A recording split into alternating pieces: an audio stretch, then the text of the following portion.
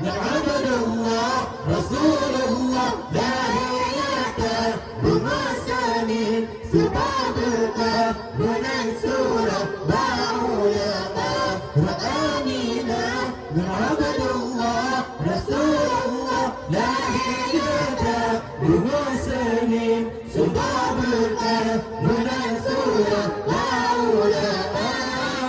Allah patung kengkeng di dalam Kaabah habidum patah tangan Uzza ladum hancur oleh buka ladum patah jarangan pa patung dum kengkeng dalam Kaabah habidum patah Uzza ladum hancur oleh buka